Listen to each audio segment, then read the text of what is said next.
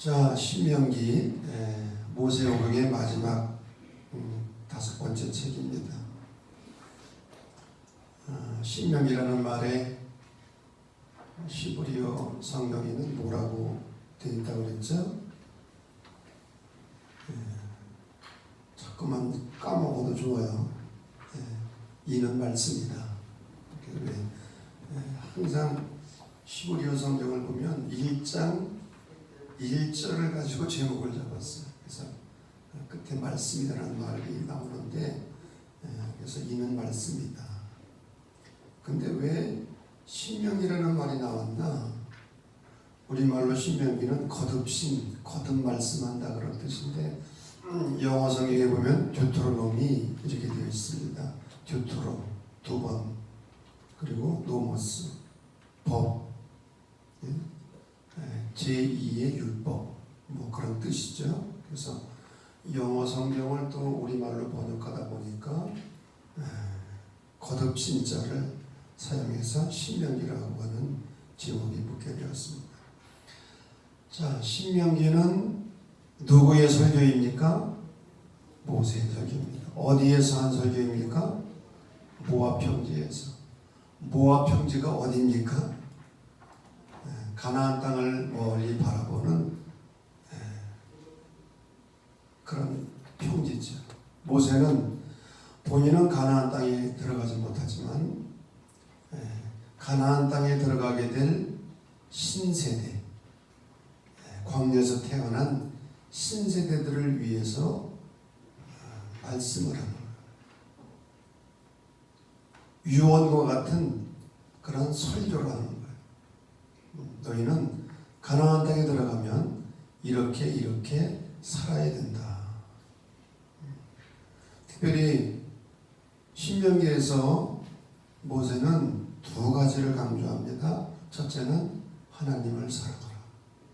특별히 6장에 보면 들으라. 들으라가 히브리어로 무슨 말이라고요? 쇠마, 들으라.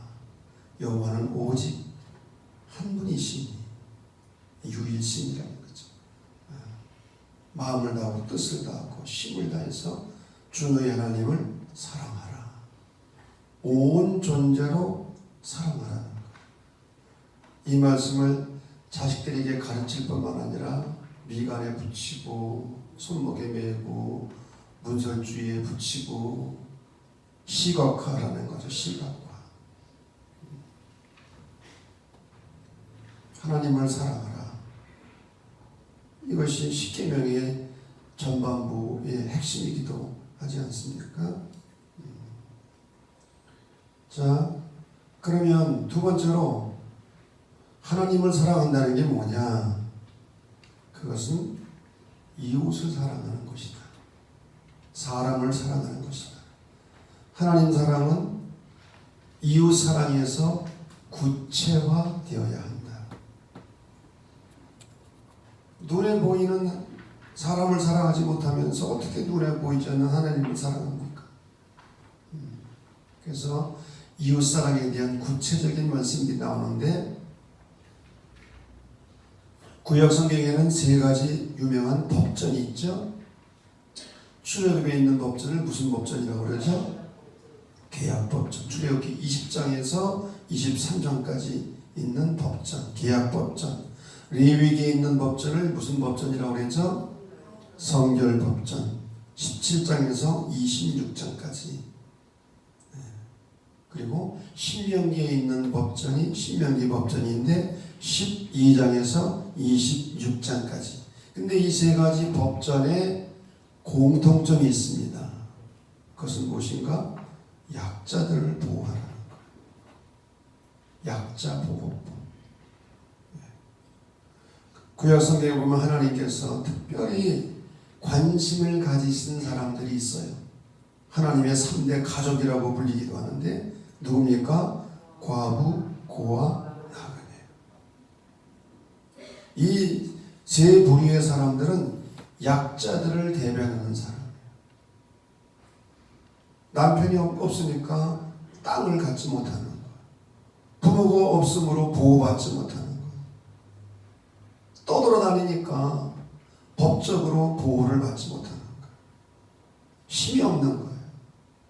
하나님은 이런 약자들에게 특별한 관심을 갖고 배려하시는 거예요.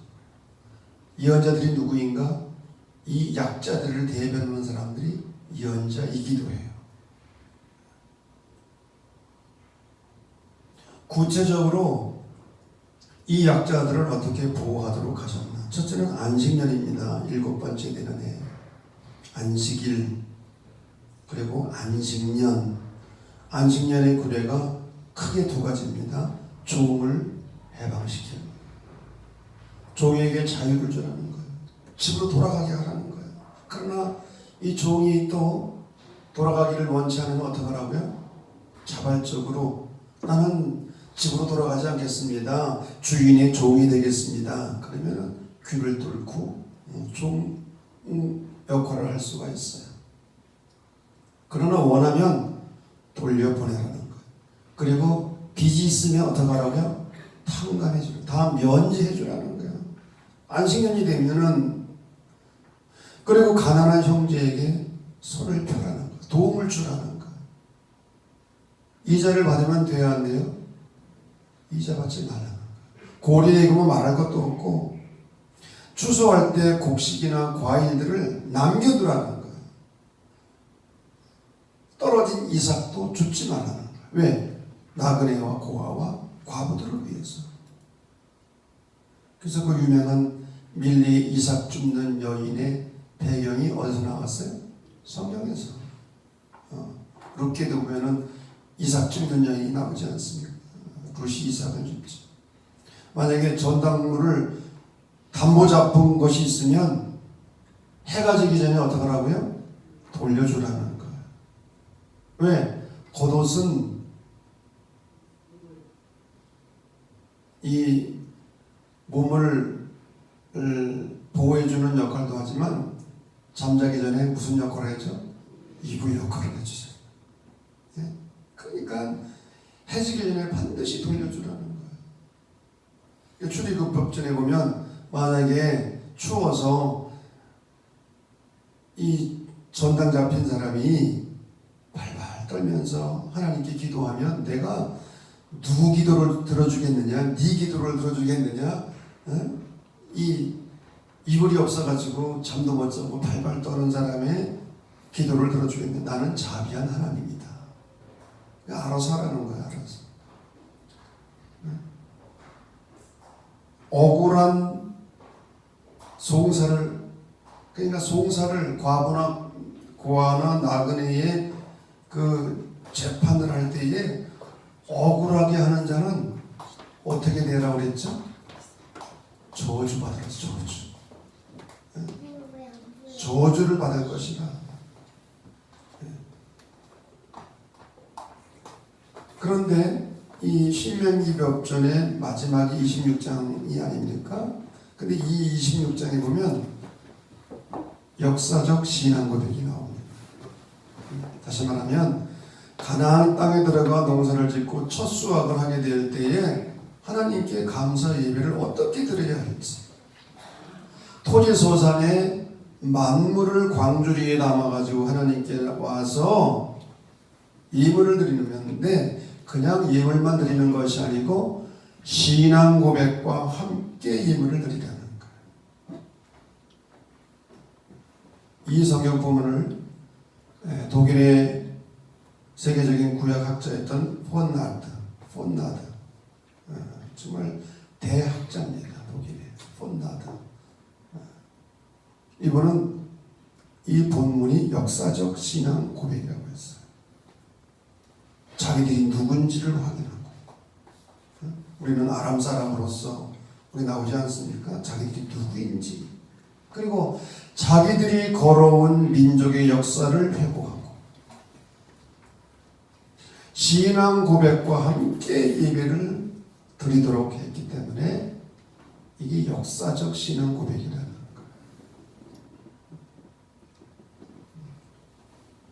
5절을 보면 26장이죠. 내 조상은 방랑하는 아람 사람이었다. 근데 애굽으로 내려갔다. 거기서 크고 강하고 번성한 민족이 되었다. 애굽 사람이 우리를 학대해서 우리가 괴롭히며 중노동을 당했는데 우리가 하나님께 부르짖었더니 하나님께서 우리의 음성을 들으시고 우리의 고통을 보시고 강한 손과 편팔로 우리를 애굽에서 인도내시고 이곳 가나안 땅으로 인도해 주셨습니다. 여러분, 우리가 구약에서 절기, 그 중에서도 감사절을 지키는 가장 중요한 이유가 어디에 있다고 했습니까? 역사적 기억, historical remembrance. 하나님께서 베풀어 주신 이 구원의 역사를 잊지 말고 기억하라는 거예요. 왜? 한 개인이나 민족 안에는, 민족의 역사 안에는 하나님의 구원사가 들어있어요. 여러분, 한 사람 한 사람에게 하나님의 구원 역사가 들어있을 뿐만 아니라 우리 민족 위에도 하나님의 구원사가 들어있어요. 특히 우리 민족은 고난과 시련의 역사를 가지고 있지만 여러분, 그 숱한 시련을 극복하고 오늘의 대한민국이 된 것, 정말 기적 같은 은혜. 아멘을 안 해도 그래. 한강의 기적이라는 말도 나왔죠. 우리는 까맣게 잊고 살았는데 트럼프 대통령이 언제 왔다 갔죠? 작년인가? 네? 금년에 작년에요. 올해요? 제가 트럼프 대통령의 연설문도 소개를 했잖아요. 여러분들은 자긍심을 가져도 된다고. 그 숱한 고난의 역사를 이겨내고 시련을 이겨내고 오늘의 이 자랑스러운 대한민국이 된 것에 대해서 정말 자긍심을 가져도 된다고, 정말 대단한 일을 했다고. 그 트럼프가 썩해서 주에서 써준 거지. 트럼프 머리에서 뭐가 나왔겠어요?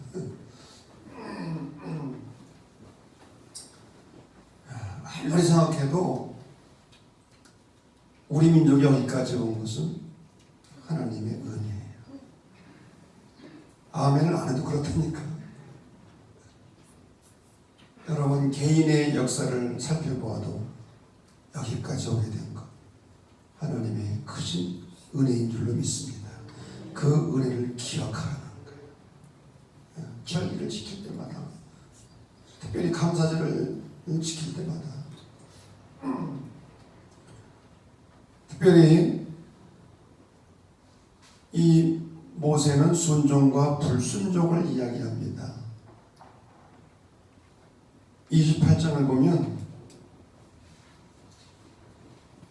찌개 끓는 소리가 들려요. 28장 보글보글보글. 무슨 얘기인지 모르나 봐. 자, 28장 1절부터 6절까지 정말 좋은 말씀이니까 다 읽어보겠습니다. 시작. 내가 네 하나님 여호와의 말씀을 삼가 듣고 내가 오늘 네게 명령하는 그의 모든 명령을 지켜 행하면 네 하나님 여호와께서 너를 세계의 모든 민족 위에 뛰어나게 하실 것이라.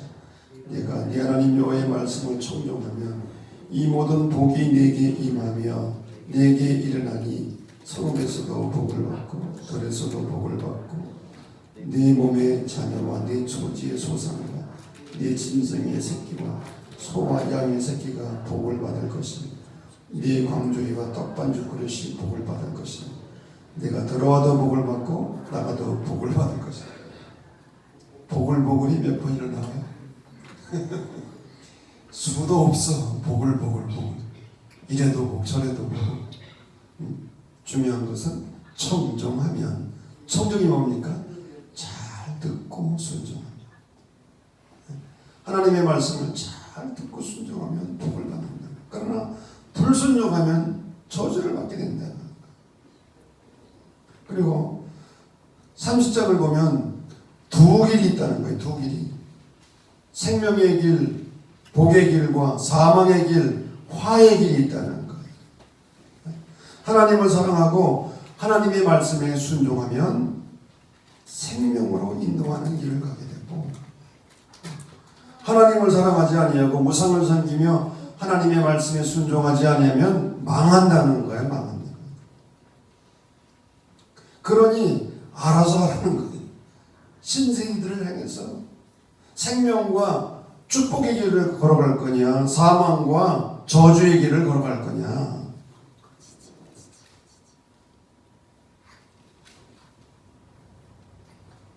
두 소년의 이야기가 있습니다. 두 소년이 친구가 길을 가는데 갈래길이 나왔어요. 한 갈래는 과수원 가는 길이고 다른 한 길은 언덕 위에 있는 교회로 가는 길이에요. 두 소년이 서로 말다툼을 합니다. 우리 과수원 가서 과일을 따먹고 재미있게 놀자. 남의 과수원이야 자기 과수원도 아니고 남의 과수원과 소리 하자는 거. 소리 옛날 소리 많이 했잖아요. 안 해봤어요? 시골에서 소리 많이 했거든.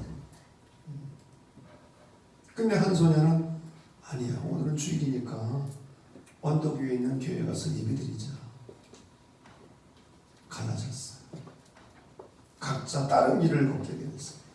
수십 년의 세월이 흘렀습니다. 감옥에서 신문을 보던 죄수가 큰 소리를 쳤어요. 오늘 대통령으로 취임하는 이 사람이 내 친구였어, 어린 시절.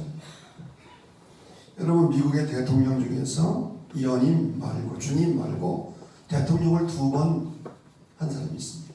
22대 대통령, 24대 대통령. 이 사람이 유일한 사람이에요. 누구였을까요? 스티븐 클리브랜드. 존경받는 대통령입니다. 과수원으로 가서 남의 집 과일을 따먹으려고 했던 소녀는 도둑이 됩니다. 감옥으로 가게 됩니다. 그러나 언덕 위에 있는 교회에 가서 예배를 드리겠다고 하는 그 소년이 대통령이 됩니다. 이 극단적인 예입니다만 우리 앞에도 두 길이 있다는 거지. 하나님이냐 황금우상이냐, 순종이냐 불순종이냐, 사랑이냐 미움이냐, 용서냐 분노냐, 남을 세울 거냐 쓰러뜨릴 거냐, 평화냐 싸움이냐, 성령이냐 육신의 욕망이냐, 성결이냐 죄악이냐, 겸손이냐 교만이냐, 남을 존중할 것이냐 무시할 것이냐. 전자는 사는 길이고 후자는 죽는 길이고 망하는 길이다. 그러니 알아서 하라는 거야. 모세는 신세대들에게 복과 저주를 이야기하고 생명과 죽음의 길을 말하고 있는 거야. 오늘 우리가 읽은 성경 본문은 모세의 축복입니다. 모세는 죽기 전에 이스라엘 12지파를 축복하잖아요. 한 지파 한 지파 축복의 말씀을 해주는데, 오늘은 통틀어서 이스라엘이여 너는 행복한 사람이로다. 행복한 사람이라는 거예요. 왜? 구원을 받은 백성들이기 때문에. 하나님께서 애굽의 종살이에서 건져내시고 죄와 죽음의 권세에서 구원해 주셨기 때문에. 왜 우리가 행복한 사람이냐? 에베소 2장 1절에 이하에 보게 되면 우리는 본질상 진노의 자녀였어요. 허물과 죄로 죽어 있었어요. 그런데 하나님의 은혜에 의한 믿음으로 구원을 받았어요. 아멘. 그래서 우리는 나 같은 죄인 살리신 주 은혜 놀라와 찬양하라는. 그렇기 때문에 구원받은 백성들이기 때문에 행복한 사람이라는. 또 하나님께서 이스라엘을 돕는 방패가 되시기 때문에 적으로부터 공격을 받을 때마다 방패가 되어주십니다. 뿐만 아니라 하나님께서 이스라엘의 영광의 칼이시기 때문에 방패가 방어용 무기라면 칼은 공격용 무기입니다. 사도 바울이 말씀했잖아요. 말씀의 검, 말씀의 검을 가지라. 말씀이 공격용 무기라는 거죠. 그래서 우리는 행복한 사람이라. 우리 옆에 보내게 행복하십니까? 한번 물어봐요. 아니 근데 그냥 얼굴에 보면 행복한 모습이 별로 없어. 그냥 삶에 찌들고 일하기에 지쳐가지고 그런 거 같아. 피곤해가지고 저녁도 못 먹고 왔는데 뭐 행복해. 행복은. 모세가 죽습니다. 몇 살에 죽죠? 120살에. 모세의 일생은 제3기로 되어 있는데 40년, 40년, 40년. 첫째는 바로의 왕궁에서 40년, 미디안 광야에서 40년, 그리고 하나님의 부름을 받고 사명을 감당했던 40년, 120년. 모세가 120세에 죽는 거예요. 어디에서 죽습니까? 어느 산에서? 신명기 나오잖아요. 34장 1절 시작. 모세가 모압 평지에서 느보산에 올라 여리고 맞은편 비스가 산 꼭대기 이름에 어느 산이에요? 어떤 분이 그래요. 목사님 느보산이 맞습니까? 비스가 산이 맞습니까? 네. 느보산은 큰 산이고 느보산 안에 작은 봉우리들인데 그 안에 비스가 산이 있는 거예요. 예수님이 마지막에 기도하셨던 동산이 무슨 동산이라고요?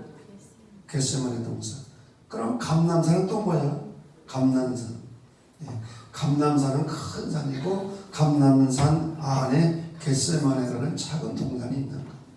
그러니까 느보산과 이 비스가 산의 관계도 마찬가지. 정확하게 말하면 모세가 어느 산에서 죽어요? 느보산 자락에 있는 이 비스가 산. 그런데 놀라운 거는 나이가 120세가 되었지만 눈이 흐리지 아니하고 기력이 쇠하지 아니했다. 건강한 거야. 죽을 때가 아직 안 된 거예요. 육신의 힘으로. 근데 왜 모세가 죽어요? 예? 예, 사명이 끝나. 사명이 다. 모세의 사명은 여기까지. 모세가 가나안 땅에 들어가면 성경이 뒤죽박죽 돼. 예? 모세는 율법을 상징하는 인물 아닙니까? 모세의 뒤를 이은 사람이 누구예요? 여호수아. 여호수아의 본명이 뭐예요? 호세아. 호세아. 그러면 호세아라는 말이 히브리어인데 호세아라는 말의 헬라어는 무슨 말이에요?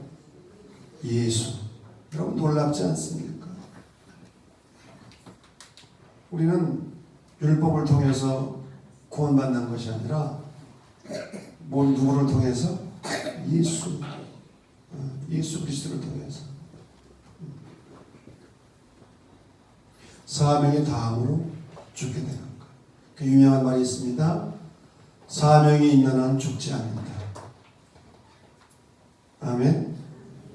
할 일이 있는 한 죽지 않는다. 사명이 있는 한 죽지 않는 거예요. 모세가 죽게 된 거는 사명이 닿았기 때문에. 자, 신학적 의미가 몇 가지 있습니다. 오늘 가장 중요한 것은 공간의 신학과 시간의 신학입니다. 공간의 신학이 뭐냐? 이거는 교재에 없는 겁니다. 메모해도 괜찮아요. 모세는 공간의 신학을 말하는 것이 아니라 시간의 신학을 말하는 거예요. 그러면 공간의 신학이 뭐고 시간의 신학이 뭐냐? 공간의 신학, Theology of Space. 자, 한번 우리 화면에 있는 파워포인트 읽어보죠. 시작. 한 공간을 성역화하고 그곳에서 안정과 행복을 추구하는 종교적 본능을 말한다. 공간의 신학은 포기할 뿐만 아니라 미래의 소망.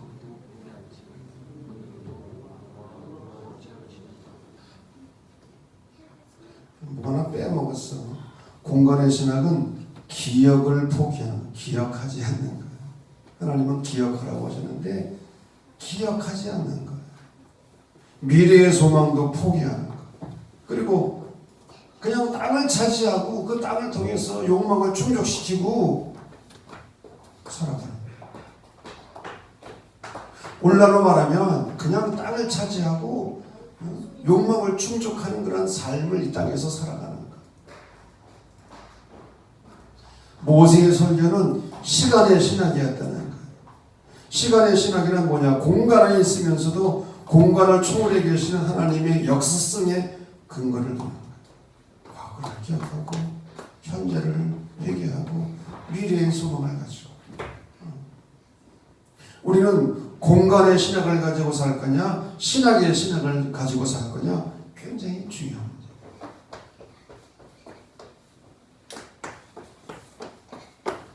두 번째로 하나님 사랑과 이웃 사랑, 신명기의 두 기둥입니다. 그런데 하나님 사랑은 하나님 백성들의 마땅한 의무입니다. 이 하나님 사랑은 이웃 사랑으로 구체화되는.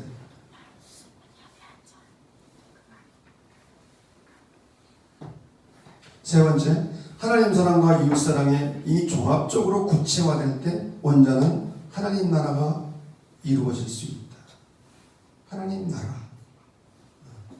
하나님 사랑과 이웃 사랑이 함께 어우러져 구체화될 때 하나님 나라가 이루어진다. 자, 마지막 성찰과 나눔입니다. 첫 번째, 시작. 약자를 보호하지 못하면서 하나님을 사랑한다고 말할 수 있다 없다. 두 번째, 시작. 약자를 보호하며 함께 사는 것은, 공생은 신명기 정신의 기본 핵심이다. 이것이 하나님을 사랑하는 것이다. 세 번째, 하나님 사랑과 인간 사랑의 만남의 정점은, 최고 꼭대기는 바로 십자가다.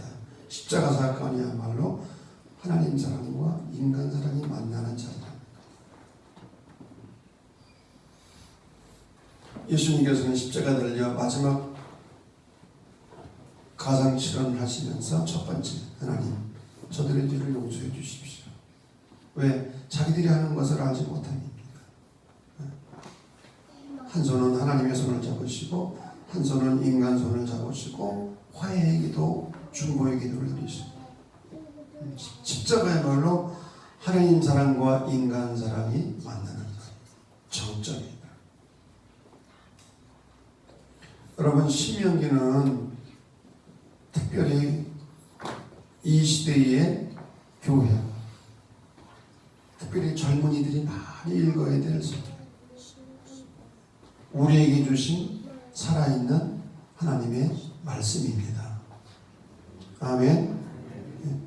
유언과 같은 축복의 길과 저주의 길, 생명의 길과 죽음의 길이 이 안에 들어있어요. 우리가 어떤 길을 선택하며 살아가야 하는지를 분명하게 구체적으로 말씀해 주고 있어요.